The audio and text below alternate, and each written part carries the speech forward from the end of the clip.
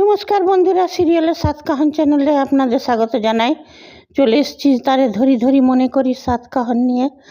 দেখা যাচ্ছে গোরাকে তো ওই ত্রিকালদর্শী সাধুরা বলে দিল যে ওই গঙ্গাসাগরের রাস্তায় আছে রতনপুর গ্রামে তো রূপের লাশ, যা তাড়াতাড়ি ওটার মানে কর্ম সম্পন্ন করে দে, কৃতকর্ম সম্পন্ন করে দে, ওইটার নিয়ে পরে মানে জ্বালিয়ে দে লাশটাকে আর কি।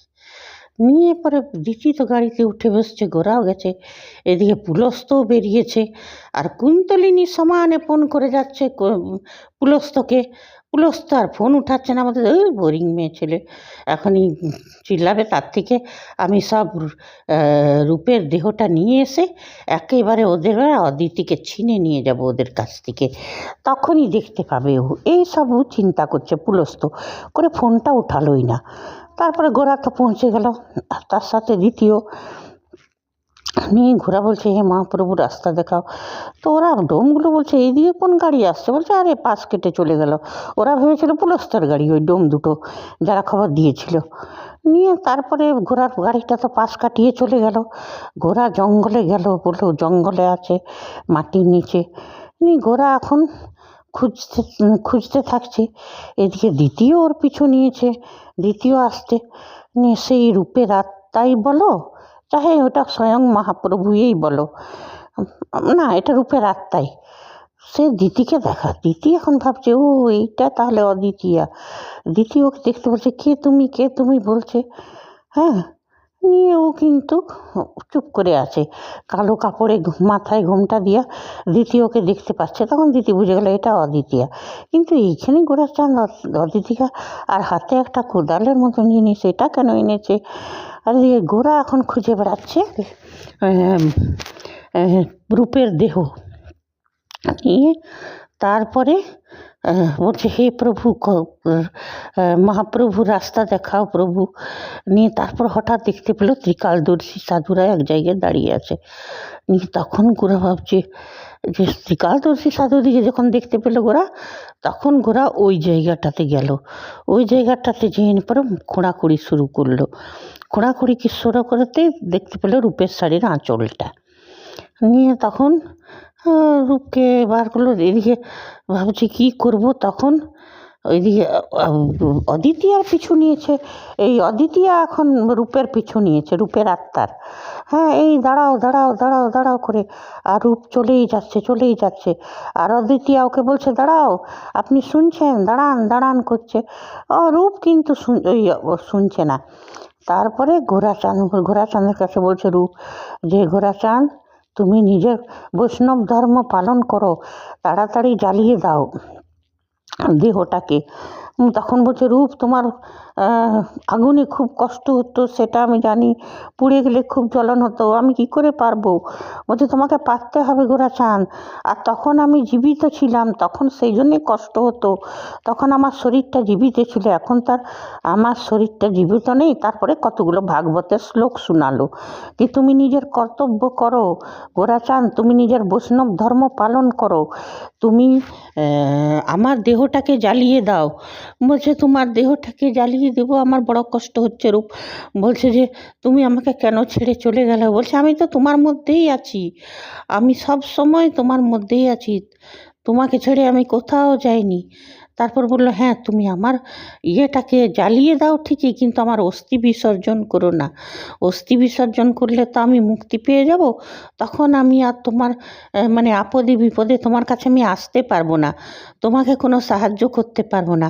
তো তুমি আমার জ্বালিয়ে দাও তাড়াতাড়ি, ওরা আসছে গোরাচাঁদ, তুমি নিজের বৈষ্ণব ধর্ম পালন করো, জ্বালিয়ে দাও। তখন গোরা চিতা সাজিয়ে রূপের দেহটা জ্বালিয়ে দিল। নিয়ে রূপ বলছে, রূপ সেই চিতার মাঝখান থেকেই রূপের মুখটা দেখা যাচ্ছে। বলছে, গোরাচাঁদ তুমি দুঃখ করো না, আমি তোমার সাথেই আছি।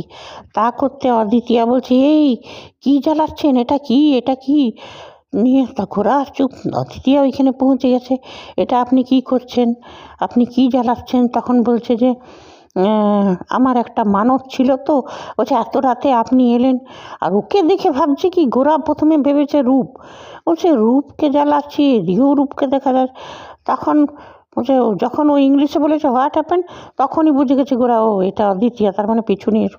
বলছে তুমি কী করে এলে এইখানে? বলছে আমি তো তখনই বুঝে গেছিলাম যে আপনি নিশ্চয়ই কোথাও যাচ্ছেন, করে আমি আপনার গাড়িতে চেপে চুপি চুপি চেপে গেছিলাম। নিয়ে তারপর বলছে তুমি কেন এলে এইখানে? এখানে অনেক মানে ডেঞ্জার। তো বলছে না কিছু না। আপনি এটা কি কাকে জ্বালাচ্ছেন, কেন জ্বালাচ্ছেন?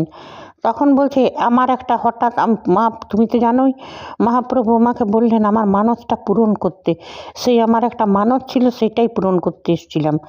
নিয়ে তারপরে গোরাকে আর রূপ এদিকে বলেছে গোরাকে যে ওরা আসছে, তুমি তাড়াতাড়ি করো, ওরা আসছে। তখন না গোরা বলছে অদিতিয়া আর কোনো প্রশ্ন নয়, চলো চলো এইখান থেকে। অদিতিয়া আর যেতে চায় না, বলছে হাজার রকমের প্রশ্ন, বলছে চলো এইখানে আর কোনো প্রশ্ন না। নিয়ে তারপরে ওরা ওইখান থেকে অদিতিয়া চলে গেল। নিয়ে বলছে গোরা চলে গেল। তা করতে ওই ডোমগুলো ওখান নিয়ে এসছে ইয়েকে, পুলস্তকে নিয়ে এলো ওই জায়গাটায়। তো দেখছে, আর হ্যাঁ পুলস্ত এসেনি, যখন এসে গেছিলো গোরার গাড়িটা দেখে চিনে গেছিলো যে গোরা এসে গেছে। নিয়ে তখন ও তাড়াতাড়ি ওই ডোমগুলোর সাথে, আর ডোমগুলো তো গোরাকে বলেনি, আর না পুলস্ত বলেছে, তাহলে ওর কাছে কি করে খবরটা গেল? হ্যাঁ, সেটাও একটা চিন্তার। তখন পুলস্তা আসছে তাড়াতাড়ি এসছে, এসে নিয়ে দেখছে খালি চিতাটা জ্বলছে আর কিচ্ছু নেই। তখন বলছে হ্যাঁ ওই ডোমগুলো বলছে মানুষ পোড়ার গন্ধ আসছে না, চল চল দেখি দেখি। নিজে দেখছি চিতা জ্বলছে, আর ওইখানে দাঁড়িয়ে আছে পুলস্ত, ওরা তিনজনা, আর গোরা না কেউ নেই। তখন বলছে আচ্ছা আমি আসার আগেই তুমি এই কাজটা করে দিয়েছো গোরা। নিয়ে ও তখন বুঝে গেল যে তাহলে এটাই রূপের দেহ ছিল, সেটা গোরা জ্বালিয়ে দিল। তার মানে গোরার কাছে যে আছে সে অদ্বিতীয়া। নিয়ে পরে গোরা করে রেগে চিৎকার করলো। নিয়ে এদিকে ডোমগুলো এখন তাড়াতাড়ি যাচ্ছে, বলছে লোকগুলো যে এসেছিলো তাকে ধরতে হবে, আসছে এদিকে। অদ্বিতীয়ার প্রশ্নের আর শেষ নেই। নিয়ে বলছে কিসের জন্যে জ্বালানেন কি? আর গোরা মনে মনে করছে এখন যদি আমি অস্থির মানে ভস্যটা নিয়ে যাই তখন পুলস্তর কাছে ধরা পড়বো, আরও ঝামেলা, তার থেকে যে হয় এখন তো পালাই, পরে দেখা যাবে। নিয়ে বলছে তুমি বসো, আর কোনো প্রশ্ন নেই, তুমি বসো তো। নিয়ে ওকে গোরা গাড়িতে বসালো, আর স্টার্ট দিচ্ছে, স্টার্ট আর নিচ্ছে না গাড়ি। এদিকে লোকগুলো রে রে রে করে আসছে ওই নোম দুটো, আর তার পেছনে পুলস্ত। নিয়ে এবার সামনে চলে আসবে, তখন ঘোড়ার গাড়িটা স্টার্ট হয়েছে, ঘোড়া চলে গেছে।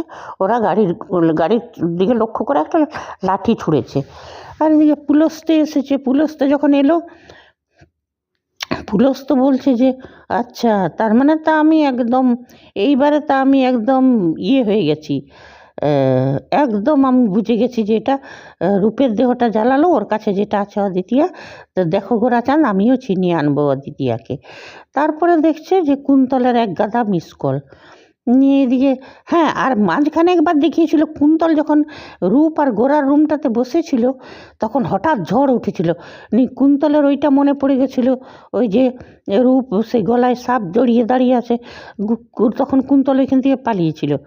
তারপরে এখন যখন পুলস্ত দেখলো মিস কল অনেকগুলো, নিয়ে ফোন করলো, বলছে বলো কুন্তল। কুন্তল বলছে এই তুমি একটা অপদার্থ, ফোন উঠাও না, কিছু না, ওদেরকে পেলে, রূপের দিদির মৃতদেহ পেলে? বলছে না। বলছে সেটাই তো আমি বলছি তোমাকে, আমি রাত থেকে ফোন করে যাচ্ছি, তুমি ফোন উঠাচ্ছ না।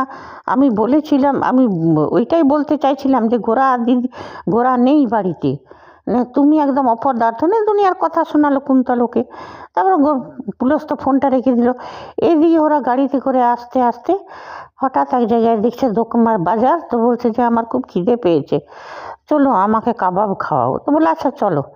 নিয়ে যখন কাবাবের দোকানে গেল খেতে, তখন মনে পড়লো যে কাবাব খেলে আবার স্নান করতে হবে, ওই সব চিন্তা করতে। তখন ও বললো না তো ঠিক আছে আমি খাবো না। বলছে কেন?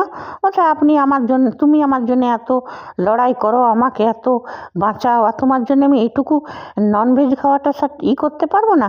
ঠিক আছে ননভেজ খাওয়া ছেড়ে দেবো আমি। তারপর চা চলবে? তো বলছে হ্যাঁ চাটা চলতে পারে। তারপর দেখা গেলো চায়ের দোকানে ওরা চা খাচ্ছে। এবারে আগামীকাল এপিসোডে দেখতে পাবো যে কী হচ্ছে। তবে হ্যাঁ, এটা এইবারে যখন অস্থিটা আনতে যাবে, অস্থিটা রাখবে, তখন তো নানা প্রশ্ন উঠবে, সেটাও হয়তো গোরা কাটিয়ে নেবে। তারপরে রূপের তো প্রশ্নের শেষ নেই, এদিকে পুলস্ত্য কী করবে আগে সেটাও দেখার। পুলস্ত্য তো এবারে নিশ্চিত হয়ে গেল যে ওইটা যা ছিল সেটা তো রূপমঞ্জরির দেহ ছিল, আর গোরার কাছে যেটা আছে সেটা অদ্বিতীয়া। এইবারে পুলস্ত্য সেটা কি করে, আর মহাপ্রভু কি অলৌকিক লীলা দেখায়। তবে হ্যাঁ, আমরা দর্শকরা চাই যেমন দিতির স্মৃতি ফিরে এলেও গোরাকে ছেড়ে না যায়, আর বলে যে না আমি এইখানেই থাকবো, আমি পুলস্ত্য তোমাকে ভালোবাসি না। তারপরে সব পুলস্ত্যর কার্তুতগুলো তো সব জানে, আর তারপরে যে হিয়ার সঙ্গে যে পুলস্ত্যর একটা সম্পর্ক আছে সেটাও যেমন পরিষ্কার হয়ে যায় সুশোভন চ্যাটার্জির কাছে। আমরা সেটাই তখন সুশোভন চ্যাটার্জিও হয়তো অদ্বিতীয়াকে চিনে নিয়েও ডিনাই করে দেবে যে না এ আমার মেয়ে নয়। তো এইগুলো হলে ভালো হবে, কারণ আমরা যেমন ত্রিকালদর্শী সাধুরা সব সময় যজ্ঞ শান্তি করে, যেমন ওদেরকে আলাদা করো না প্রভু, তেমনি আমরা দর্শকরাও এটাই চাই যে মেকার্সদের কাছে যে রীতি গোরাকে আলাদা করো না। আর পুলস্ত্য ওর সৎমা শালিনী হিয়া এরা যেমন নিজের মনসুবাতে কখনো কামিয়াব না হয়, ওদের নিজের মনোভাবে যেমন কখনো ওরা মানে মনের আকাঙ্ক্ষাতে কখনো যেমন ওদের পূর্ণ না হয়, সেটাও আমরা চাই মেকার্সদের কাছে। আর হ্যাঁ, ওদের রোমান্টিক সিন তো দর্শকদের খুব ভালো লাগছে, আশা করি আবার পরে দেখতে পাবো। তবে হ্যাঁ, কুন্তলের একটা ব্যবস্থা করুক, এই কুন্তল এদের হাড় জ্বালিয়ে দিল। কুন্তল হচ্ছে মহা ইরিটেটিং, তবে গোরা কিছুটা আন্দাজ করুক কুন্তলের মনোভাব, তবে ভালো লাগবে সিরিয়ালটা। ঠিক আছে বন্ধুরা, আজ এতটাই, আবার চলে আসবো তারই ধরি মনে করি সাতকাহন নিয়ে। আপনারা যদি আমার সাথে সহমত থাকেন কমেন্ট করবেন, না থাকেন তাও করবেন, লাইক করবেন, সাবস্ক্রাইব করবেন। ধন্যবাদ, বাই।